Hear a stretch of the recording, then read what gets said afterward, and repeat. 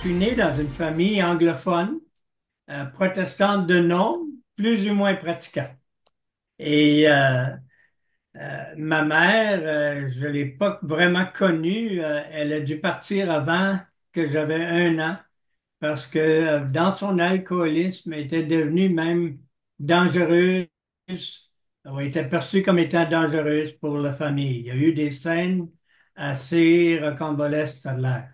Alors, moi, j'ai pas vécu ça, mais j'ai vécu le fait que pendant qu'elle me portait, euh, elle prenait beaucoup d'alcool. Pendant qu'elle m'allaitait aussi, je ne sais pas si ça aussi, ça m'aurait affecté. Alors, à 13 ans, quand j'ai pris mon premier verre, j'allais vouloir avoir beaucoup plus.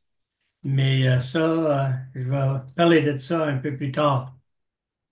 Alors, j'ai grandi sans mère. Mon père, il s'est jamais remarié. J'étais le plus jeune de 5. Et mon père, avec l'aide de ma grande sœur, nous a élevés. Et réellement, j'adorais mon père. Je pense qu'adorer, c'est pas un mot trop fort. Et il pouvait pas avoir de faute. Et puis, c'était un père aimant.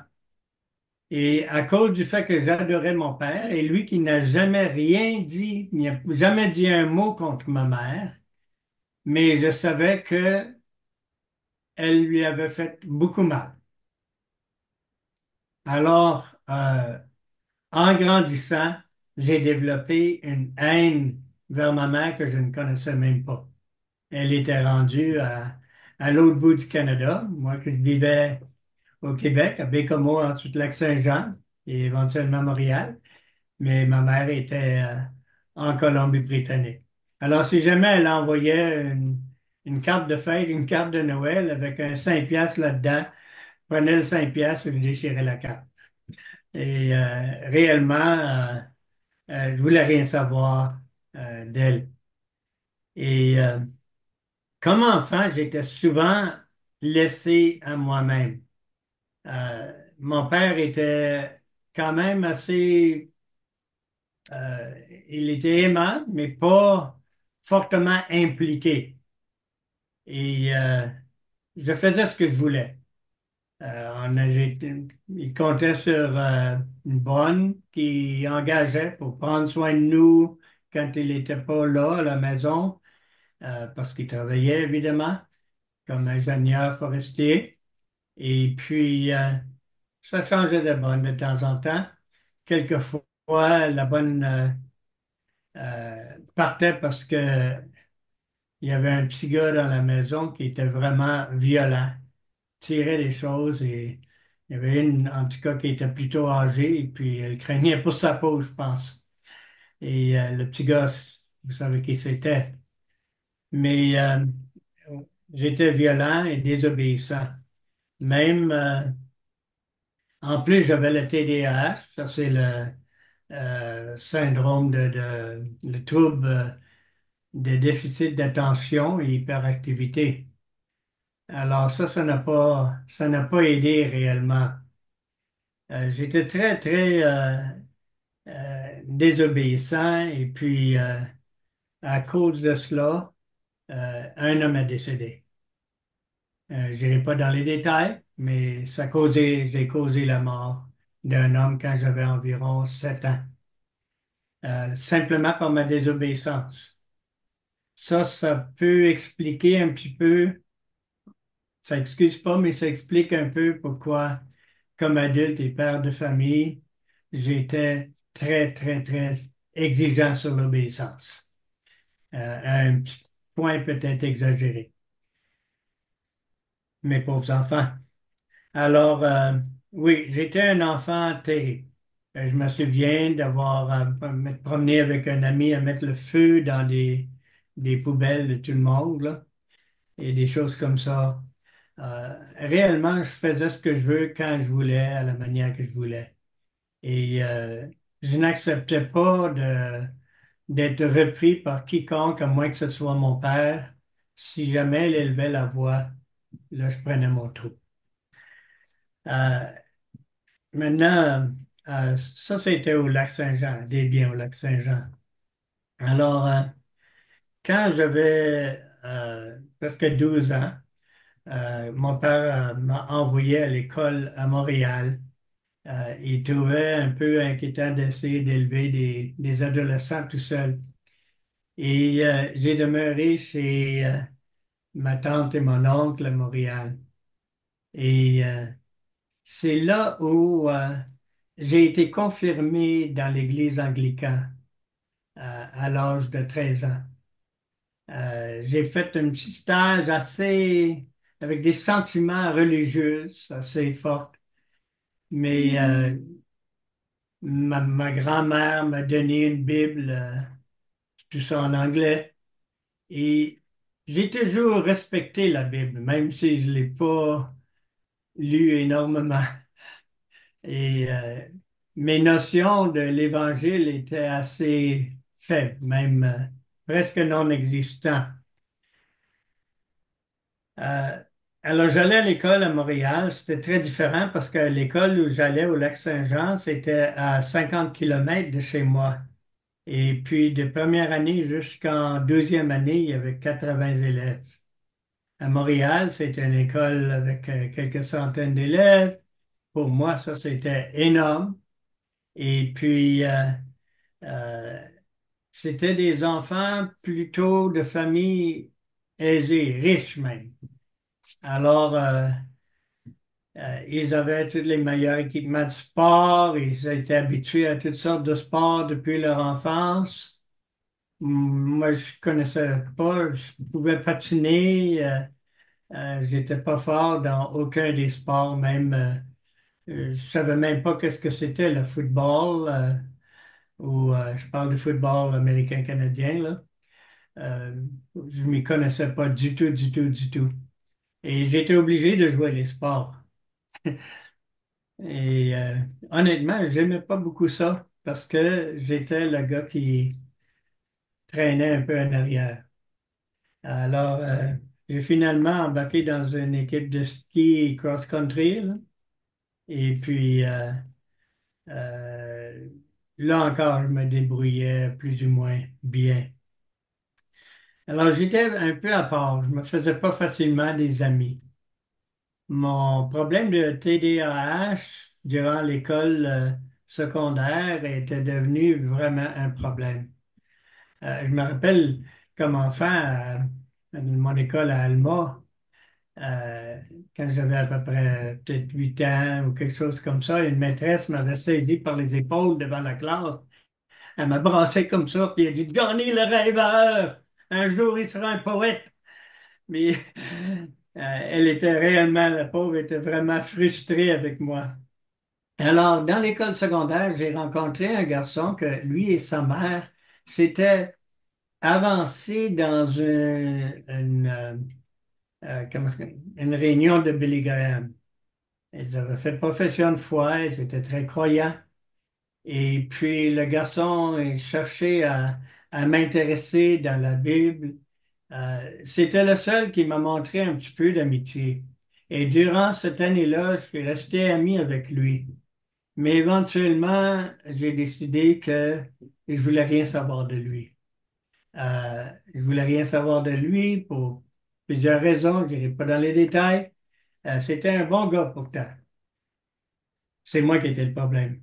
Et même, j'ai commencé à vraiment me moquer de lui et encourager à d'autres de me moquer, de se moquer de lui parce qu'il allait à l'heure du midi à lire sa Bible tout seul, des fois. Et j'étais vraiment pas fin avec lui. Alors, euh, lui, il croyait fermement en Jésus-Christ.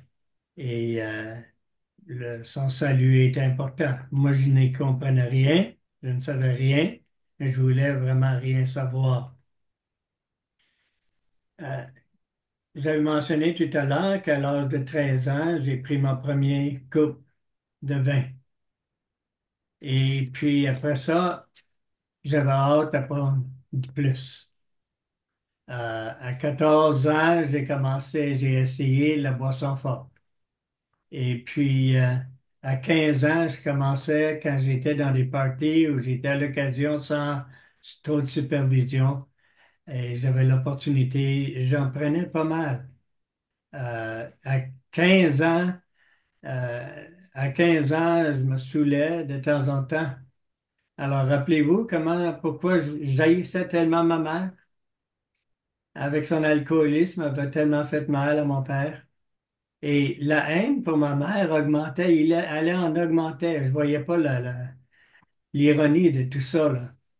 Mais je buvais pas mal.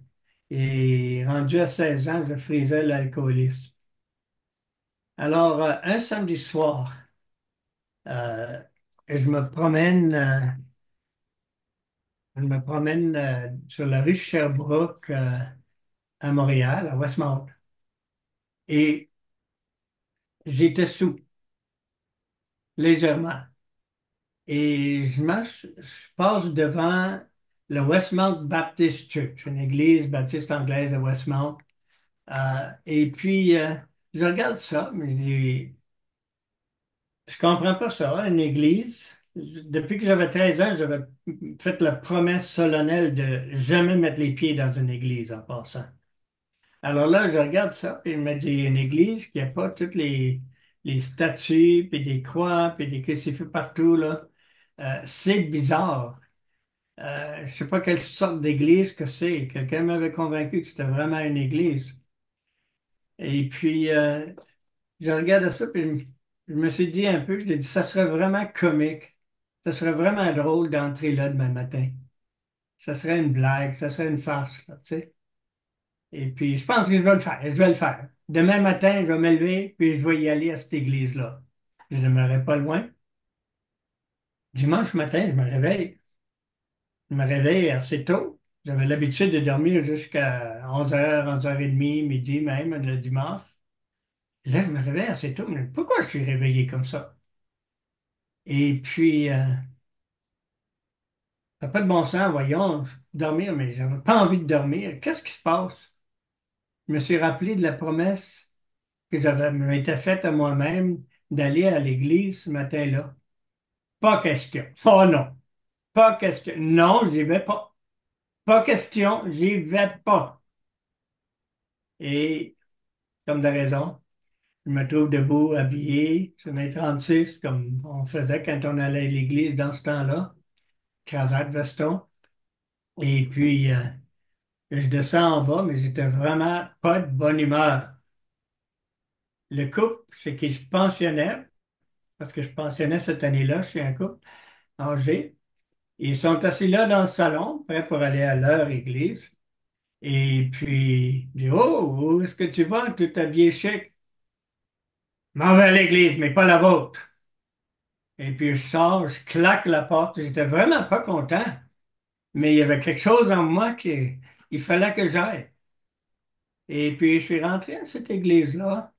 J'ai été frappé par le fait qu'une jeune famille a viré de bord pour me saluer. Je n'avais jamais vu ça en église où les gens se saluaient les uns les autres. Et je me souviens de rien du sermon. Je me souviens pendant les chants, et moi qui n'ai aucune appréciation pour la musique, mais pendant que la chorale chantait avant le sermon, euh, j'ai senti que Dieu me parlait parce que je croyais en Dieu. Je croyais qu'il y avait un Dieu créateur. Puis c'est comme s'il disait dans mon cœur, John, je t'aime et je suis content que tu es ici. Quand je suis sorti de l'église près de midi, vers midi, euh, je luttais avec les larmes aux yeux. Je me suis promis que je ne retournerais pas là. Ça, me- ça me brassait trop, ça me touchait et j'aimais pas ce sentiment de mal. J'étais mal à l'aise. Savez-vous où j'étais ce soir-là? À la même église. Et encore, je sors des assaillés, je n'y retourne pas. Le dimanche matin suivant, encore là. Ça, c'était en décembre. Éventuellement, j'ai commencé à assister à leur réunion de jeunesse. Il n'y avait pas beaucoup d'évangiles présentés. Encore, je ne savais pas, je connaissais rien du salut ou du fait de venir à Jésus pour le pardon de mes péchés. Je m'y connaissais pas. Mais le groupe de, mais durant cela, ce temps-là, les vendredis soirs, j'allais au groupe de jeunesse. Et après, de temps en temps, j'allais chez des amis, euh, ou des connaissances, je devrais dire, parce que je n'avais pas de vraiment amis, et pour virer une brosse. Pour dire que j'étais dans ma dernière année d'école secondaire, là. Et puis, au, au- en septembre de cette année-là, je m'étais joint à la milice. C'est comme un genre d'armée réserve à temps partiel à Westmount. Alors, j'y allais les samedis, des fois des manœuvres de fin de semaine. Mais ça me donnait le droit d'aller à leur genre de cantine. Et j'allais là les jeudis soirs et je jouais aux cartes. Mais au lieu de gager de l'argent, on se gageait des pintes de bière. Alors, ça, c'est un peu plus qu'un litre, si je me souviens bien. Puis, euh,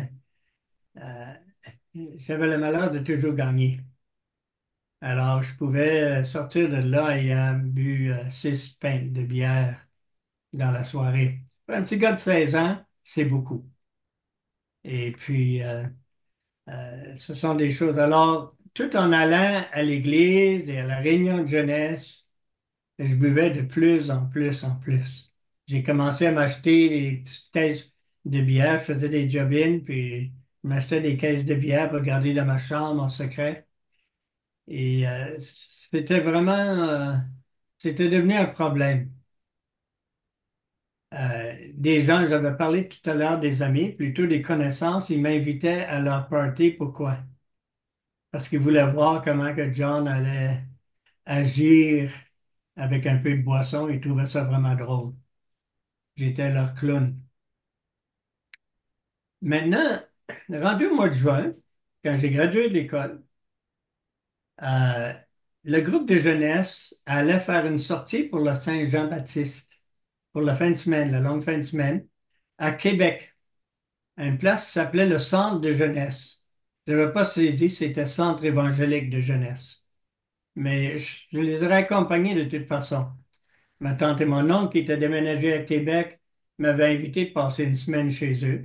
Et c'était en route pour aller à Desbiens au Lac-Saint-Jean pour voir mon père.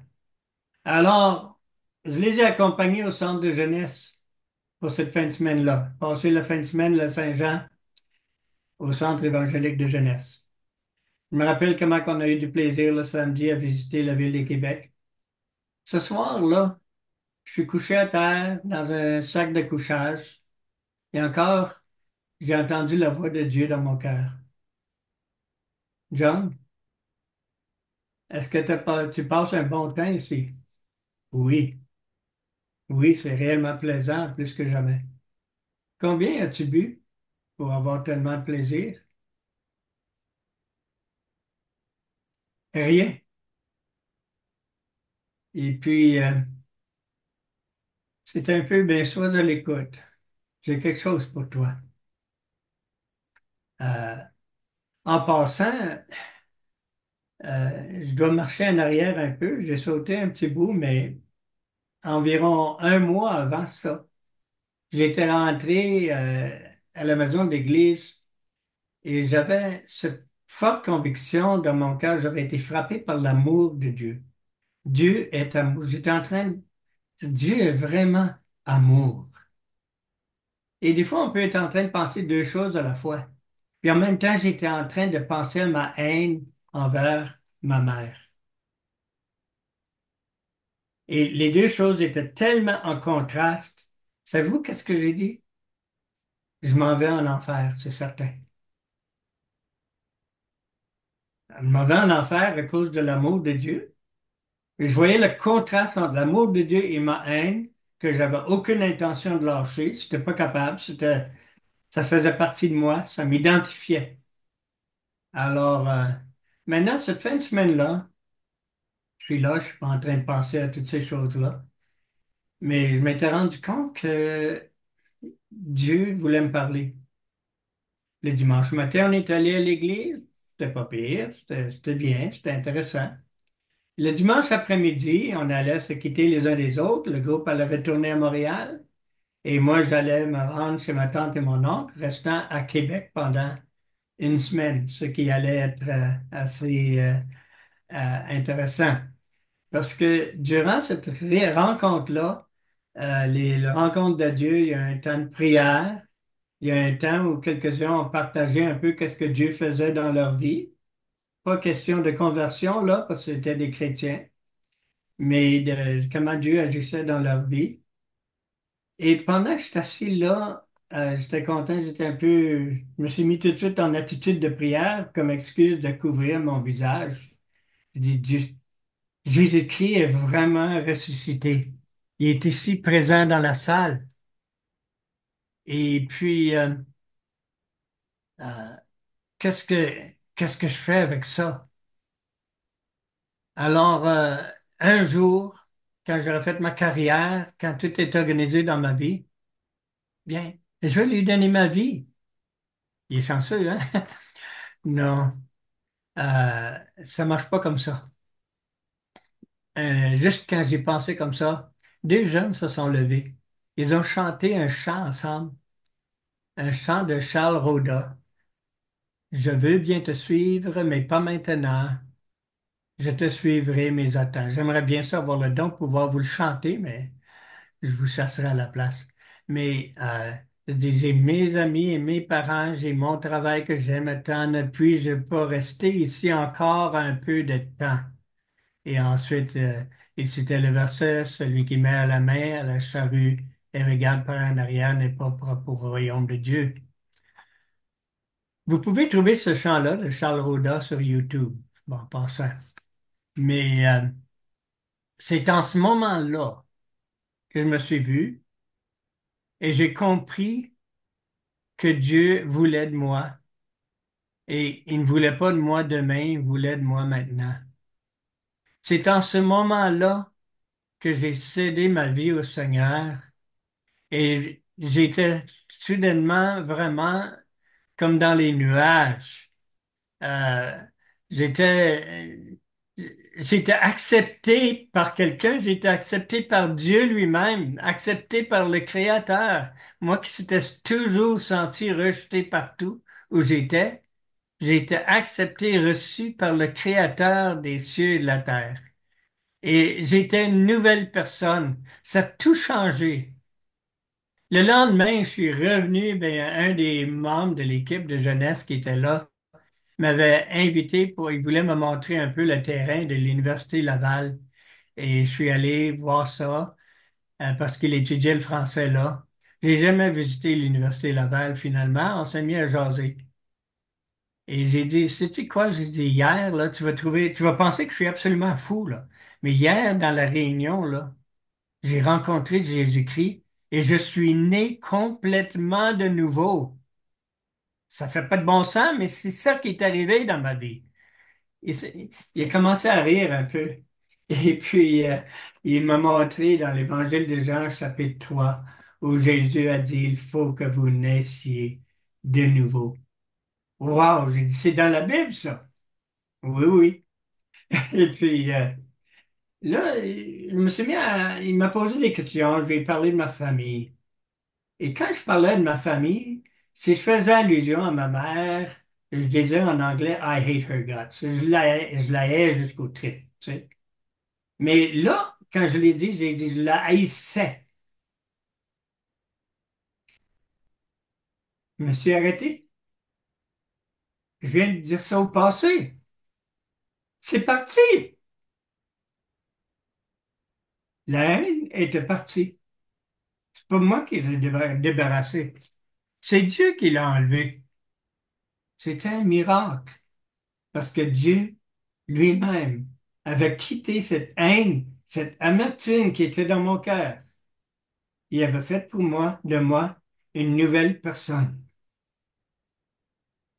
Maintenant, dans tout ça, j'ai pas parlé, j'ai pas expliqué tout le principe de l'Évangile, comment être sauvé. Et j'ai fait exprès de ne pas le faire. Parce que moi-même, je ne le savais même pas. Et je connaissais pas les étapes comme telles. Je savais seulement que Dieu, dans son amour, sa grâce, m'acceptait dans son Fils, Jésus-Christ. Et c'est ça que la Bible dit dans l'Épître aux Romains, au chapitre 10, celui qui invoque le nom du Seigneur sera sauvé. C'est pas plus compliqué que ça. J'ai dit oui au Seigneur de tout mon cœur. Et c'est ça qui a tout changé.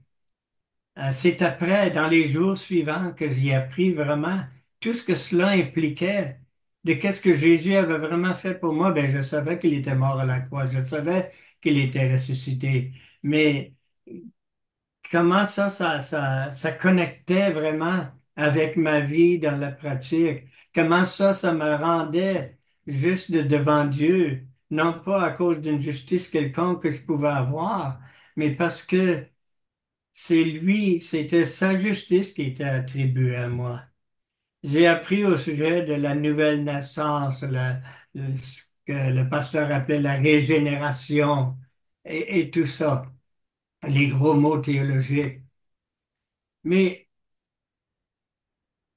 au mois d'août, je suis retourné là pour me joindre à l'équipe de jeunesse. Et puis quand je suis retourné là, il y avait bien des choses que je n'avais pas encore appris. Le premier soir au souper, une jeune fille m'a demandé, encore, c'était en anglais, mais elle venait du sud des États-Unis. Elle m'a demandé quand est-ce que j'avais été sauvé. Et j'avais de la misère à comprendre à cause de son accent sudiste. Et puis, euh, elle dit quand, elle dit sauvé. Puis là, elle est épelée comme S-A-U-V-E.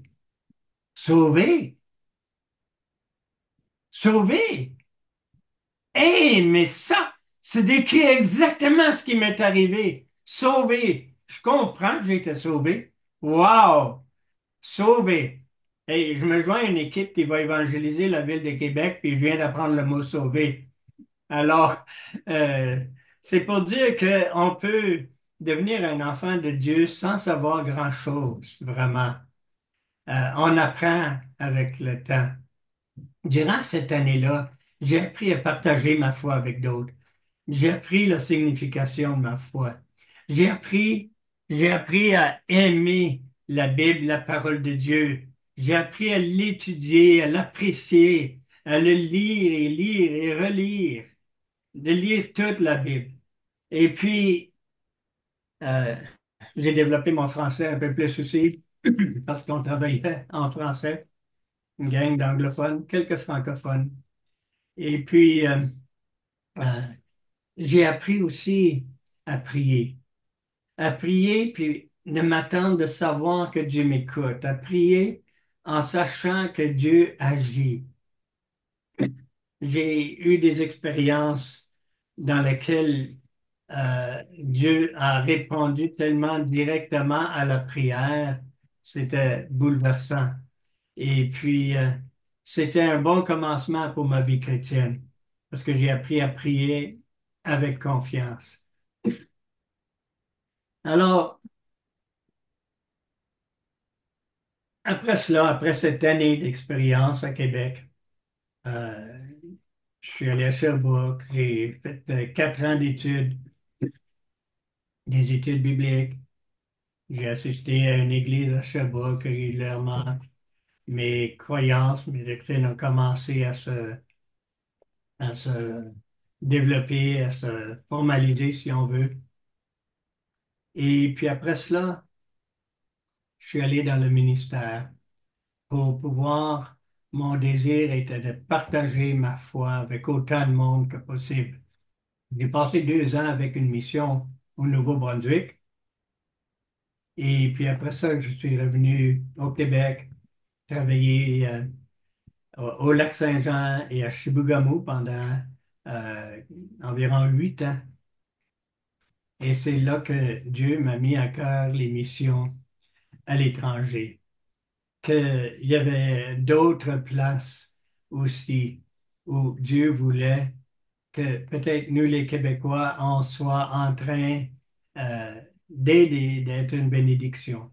J'ai passé avec Lise, j'ai pas mal passé au-dessus de mon mariage, qui était une étape très importante de la vie. C'était dans la dernière été du Nouveau-Brunswick, mais avec Lise Joyal. Mais on est allé avec 5 enfants en Espagne et où on a passé 18 ans. Les enfants ont grandi en espagnol. Pour les plus petits, c'était leur première langue. Et après ça, on est revenu au Québec. Travaillé à Sainte-Thérèse, a commencé une église là avec un autre frère, un autre pasteur. Et après, retourné à Chibougamau pour un autre 4 ans, où Dieu m'a mis à cœur d'aller œuvrer au Honduras. Ma fille était déjà là, travaillant avec un foyer pour des enfants et nous avions visité quelques fois depuis quelques années. Et je voyais le besoin des pasteurs, des ouvriers chrétiens d'apprendre. Ils n'avaient pas beaucoup d'opportunités de faire des études.